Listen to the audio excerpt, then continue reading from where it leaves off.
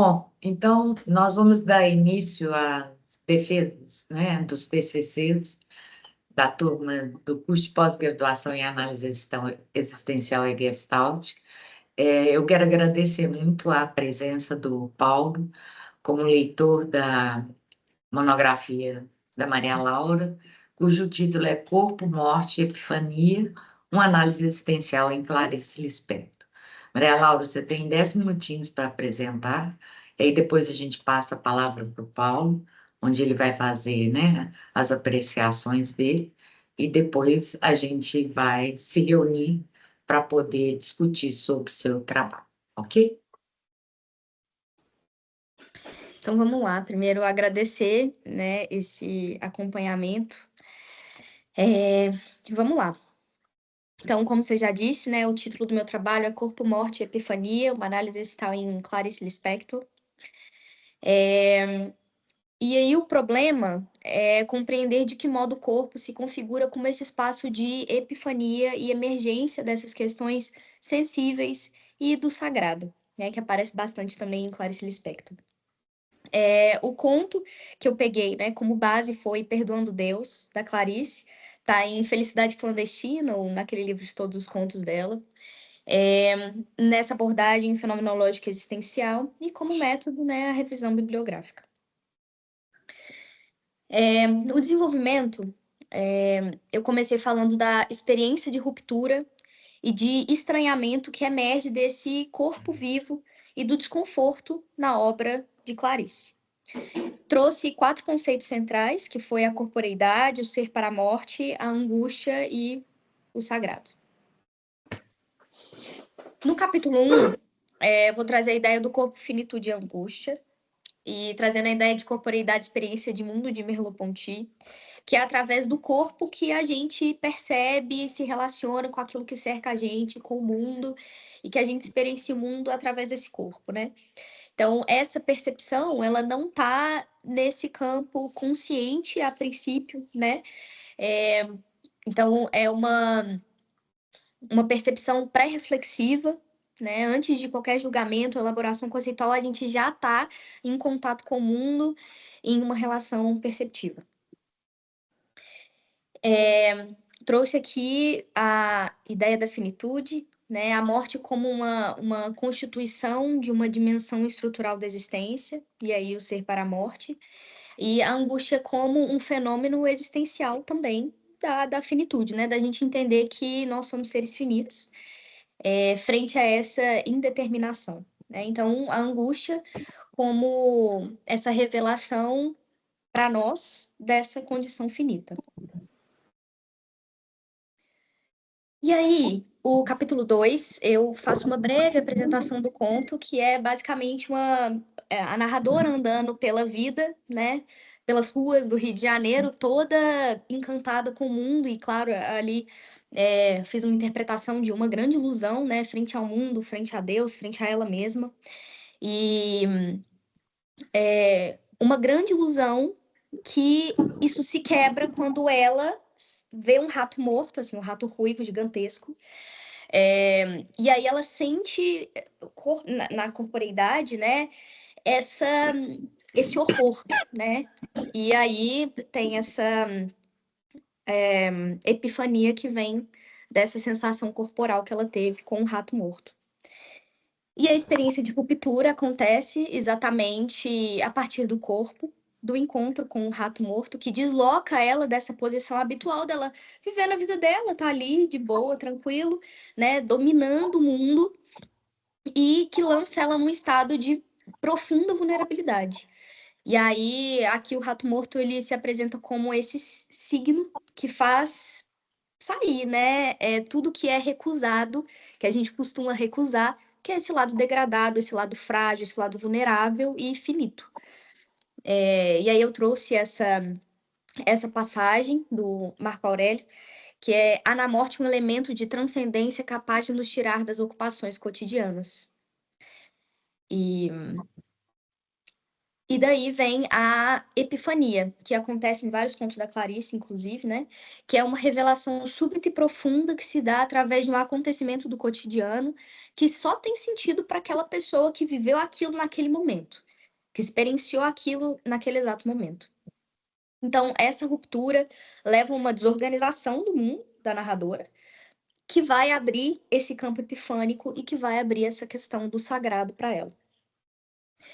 E aqui, a experiência sagrada, ela vem como um encontro entre o humano e o divino, no qual aquilo que se manifesta é percebido como uma revelação porque não foi algo que a gente controlou, né? Foi algo simplesmente dado. Então, nas minhas pesquisas, encontrei como um movimento existencial aquilo que ultrapassa a gente, que vai além, né? Que é uma abertura radical desse sujeito que se reconhece limitado, né? Frente ao que o mundo está mostrando. E aí, caminhando para o final, eu trouxe aqui que a morte e a angústia, elas normalmente entram em conflito com esse ideal contemporâneo de previsibilidade, de consumo, de felicidade permanente, desse hedonismo, né? E essa reflexão sobre a própria finitude, a gente não se coloca a pensar sobre ela, a gente normalmente é colocado em situações em que isso é jogado na nossa cara, né? Igual nesse caso, o rato morto. E no conto, ele mostra esse amor sustentado por uma visão ideal de mundo, solene, harmoniosa e protegida de todo mal, e mantém ela afastada da complexidade, da imperfeição que constitui o mundo, que constitui a gente, enfim. E a angústia, esse estranhamento e tal, eles normalmente aparecem como essas experiências que desestabilizam a gente, né? Mas, ao mesmo tempo, colocam a gente diante desses aspectos fundamentais, transformadores, que abrem essa ideia de um caminho mais autêntico.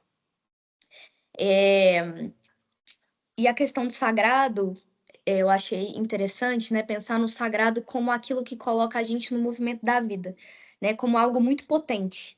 Só que essa potência, ela também vem não do belo, do harmonioso, né? Mas nesse caso da irrupção do que é rejeitado, do que é degradado, da morte em si, né? Forçando ela a reconhecer aquilo que também pertence a ela, ao mundo e a Deus, o lado rato. E aí eu coloquei essa última passagem que eu achei muito maravilhosa, assim, que é basicamente a epifania dela, resumida. Talvez eu tenha que chamar de mundo esse meu modo de ser um pouco de tudo. Como posso amar a grandeza do mundo se não posso amar o tamanho da minha natureza? Então, tanto dela quanto do mundo, né, desse lado rato, que veio através dessa experiência corporal de horror, né, essa taquicardia, essa coisa que tomou conta dela, e que levou ela a chegar nessa conclusão. E então, finalizo por aqui com as referências. E é isso.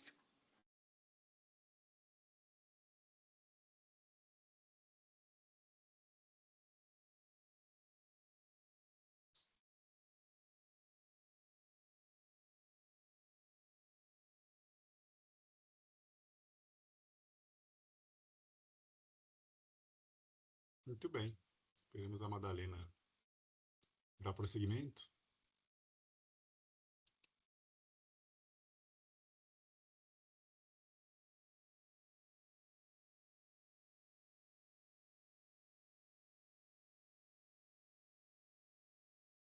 Você quer fechar? Enquanto isso, quer ir fechando, Maria Laura, a apresentação? Vou fechar aqui.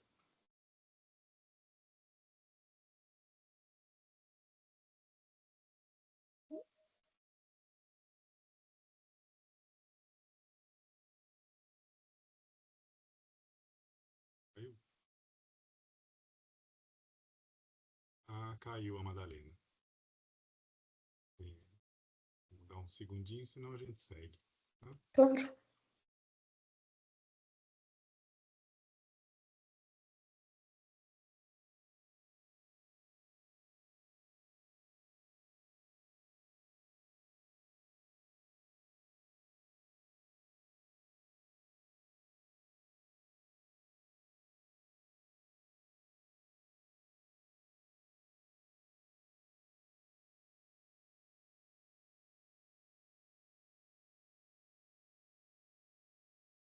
depois na gravação a gente corta esse ato.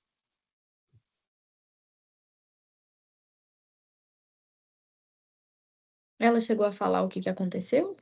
Não. Tô vendo, tô acompanhando aqui no WhatsApp, ver se ela se manifesta. Ainda não. Sim, aquelas quedas de energia, né?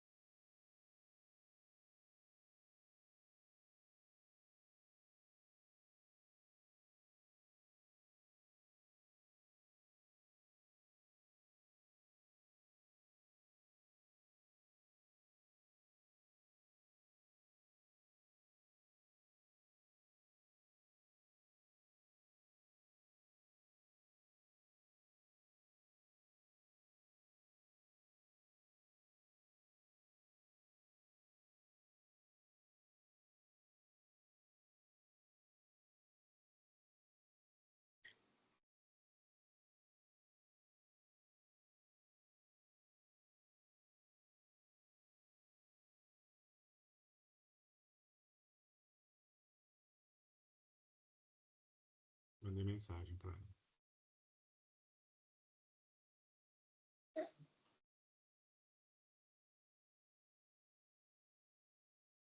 A minha apresentação foi a primeira, não foi? Sim, você está abrindo a temporada dos Socorro. TCCs. Ai, será que é ela? É ela. Ela. Voltou, Olá. Madalena. Caiu a conexão aí. Ô, gente, desculpa, eles estão mexendo aqui na rede, na rua. No... Ah, Mas você chegou a nossa. pegar a apresentação toda, não? Não, eu vi até mais da metade dela. Ah, Não, caiu no final. A Madalena caiu no finalzinho. É, foi no finalzinho que caiu. ah, É. que bom. Bom, mas passemos a mim. Eu esperei você para fazer a formalidade de passar a palavra para mim, Madalena. Bom, eu peço desculpa pelo imprevisto, e então vou passar a palavra para o Paulo para que ele possa fazer as considerações. Então, e agora eu perdi o vídeo da Maria Laura. Tá com o vídeo ligado aí, Maria Laura? Aí, o Teams Tô às vezes aqui. faz isso. Tá aí, tá. Ótimo. Quero agradecer, né, o convite para ler. Gostei do seu trabalho, né? A apresentação também agora está bem legal, bem enxuta, né? Então, os comentários que eu tenho que fazer são comentários assim sobre o trabalho. Eu tenho somente questões assim técnicas para apontar, tá? É, uma delas é quando a gente está na introdução, né, é interessante que você já indica o método que você vai trabalhar logo no comecinho, já na primeira página da introdução, tá? E fala aqui de uma abordagem qualitativa. Eu acho que é importante a gente apontar que é uma abordagem qualitativa, mas sobretudo apontar aí que se trata de uma narrativa, uma revisão narrativa de literatura, tá? Que é o termo técnico para se referir a estou buscando escritos e livros e sem uma sistematização nenhuma com vistas a contar aqui uma situação, né? A outra questão técnica que eu queria comentar é que ficaram faltando várias referências nas referências bibliográficas no arquivo que eu recebi, né? Então a gente tem Monte 2005 ali na segunda página, Siqueira 2008 também não está. E tem mais umas duas referências que não constam no final, né? Então acho que precisa. Marília Murta, né? Também não apareceu nas referências. Então isso inclusive, essa é a parte que a gente descobre isso, né? Porque é quando vai ver, mas que livro é esse, né? Que artigo é esse? Né? Porque de Merleau-Ponty eu nem fui ver se estava lá ou não, porque Merleau-Ponty eu sei que é a fenomenologia da percepção. Tá? Aí, segundo comentário, mas daqui é pensando continuidades dessa pesquisa, tá? Eu queria perguntar se você conhece, se você já viu, que a gente tem um autor fenomenológico brasileiro que é um dos principais intérpretes da obra de Clarice Lispector no Brasil, que é o Benedito Nunes. Tá? Então, caso você não conheça, acho legal você ir atrás e conhecer. Ele tem 2 livros em que ele faz uma análise assim existencial, né, heideggeriana, sartriana, sobre a obra dela. Um deles chama O Drama da Linguagem, uma leitura de Clarice Lispector. Esse livro é de 89. E tem um outro que chama O Mundo de Clarice Lispector, de 66. Tá? Tem ainda um terceiro livro dele que chama No Dorso do Tigre. E daí, no Dorso do Tigre, ele vai fazer algumas análises de Clarice Lispector, tem também Guimarães Rosa, tá? Então, é um autor que faz bem essa ponte, né? E deu para ver aqui o seu gosto pela obra da Clarice. Então, acho que vale a pena conhecer esse material, tá? Aí, Uhum. outro comentário que eu gostaria de fazer é o seguinte: eu acho que você foi muito mais existencialista, né? Muito mais existencial no seu TCC do que o uso de Merleau-Ponty supõe, sabe? Porque eu acho que no Merleau-Ponty você tem um conceito, né? E tá bem posto aqui no comecinho do seu trabalho, é, o, os, os conceitos centrais, né? Isso se apresenta direitinho no comecinho, ali também na introdução. Você vai trabalhar corporeidade, ser para a morte, angústia e sagrado, tá? E para falar de corporeidade, você acaba indo para o Merleau-Ponty, né? Ao passo que falar de ser para a morte e angústia, a gente já está mais num âmbito existencial que não é o barato do Merleau-Ponty, né? Então, com isso, eu fiquei me perguntando se não caberia aqui uma passagem mesmo do ponto 1.1 para o 1.2, né, sobre corporeidade e experiência de mundo, para depois, quando você entra em finitude, angústia e condição humana, se não caberia, sabe, um paragrafinho falando assim: olha, estamos pegando fenomenologia de modo geral, fenomenologia existencial de modo geral, e Merleau-Ponty não é o principal autor para a gente falar de finitude e angústia, né? Quem vai ser vão ser os existencialistas, né? E daí que você vai pegar o Heidegger, né? O Heidegger pelo Verli e tal. Porque no Merleau-Ponty o que você vai ter é um conceito de carne, sem dúvida alguma, né? Mas que ele também não vai trabalhar tanto esse conceito de carne do jeito que vai aparecer no Sartre, com a experiência de náusea, sabe? E este conto da Clarice que você escolheu, ele vai bastante na experiência da náusea, né? Uma experiência de nojo, assim, que vai ser tão desterradora, né? Então, acho que caberia fazer esse pequeno apontamento aí, tá? E, por fim, o que é, na verdade, o que eu queria te perguntar aqui para a gente conversar, que isso eu senti falta, de fato, não era o objetivo do seu trabalho, tá? Então, não está faltando no trabalho, mas pensando que isso daqui é uma monografia de um curso de especialização em psicologia clínica, análise existencial e gestalt terapia, a minha pergunta para você é assim: o que a feitura desta monografia, deste TCC, o que contribuiu para a sua prática clínica? Tá? O que contribui para o entendimento sobre a experiência humana? Tá? E com isso eu fecho aqui as minhas considerações. Eu acho que eu vou responder, eu acho até partindo da minha experiência lendo conto e fazendo o curso, assim, sabe? Que foi da onde veio essa minha vontade de escrever sobre. Eu acho que parte de uma ideia de, nossa, a gente morre, né? Tipo, realmente entender isso. E aí, como é que esse nossa, a gente morre vem em vários momentos do cotidiano, sabe? Nossa, seja o pet que morreu, seja, né, algum parente distante, seja um acidente que você viu, seja, enfim, várias questões, né? E, e como que ter consciência disso mudou a minha percepção das minhas relações, das minhas escolhas, sabe? Não, peraí, não, isso aqui não tá certo, sabe? De fazer escolhas mais autênticas, frente a essa fragilidade muito grande, sabe? E aí eu confesso que foi um processo difícil em vários momentos, assim, de nossa, a gente é muito frágil, meu Deus, a gente é muito vulnerável, mas isso me colocou, em um lugar de fazer escolhas mais saudáveis. Eu não sei se exatamente isso responde à pergunta, assim, mas dentro da clínica, eu acho que isso é muito interessante ver que em vários momentos acontece, sabe? Nossa, minha avó ficou doente, isso me fez questionar as escolhas que eu tenho feito hoje, sabe? Assim, nossa, será que eu devo ficar nesse trabalho mesmo? Né? Será que o que que eu vou fazer da minha vida agora? Quando a morte se apresenta, assim. Então, eu acho que vai por aí.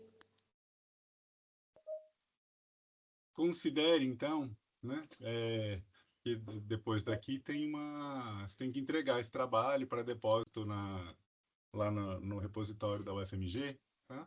Eu acho que é importante fazer uma última revisão, colocar essas referências que estão faltando, colocar os parágrafos, né? Não sei se é uma desconfiguração, mas o texto que veio para mim estava sem parágrafo. Então, considere com a Madalena a possibilidade de que seja um paragrafinho falando exatamente isso que você me falou na introdução, tá? De que maneira que se amarra um conhecimento sobre a experiência humana, né? E essa experiência que vem da finitude do ser para a morte e também de uma experiência epifânica, né? Sobre a nossa condição humana, de que maneira que uma compreensão disso pode contribuir para uma prática clínica fenomenológica, sabe? E daí você, de Uhum. novo, faz um comentáriozinho lá no final nessa linha do que você acabou de falar, tá? Porque daí fica bem amarrado mesmo essa monografia com um fazer clínico, porque ela tem essa possibilidade, né? E tendo sido feita por você, a gente sabe que é uma possibilidade que está entranhada ali no TCC, tá? Então, parabéns, Sim. viu?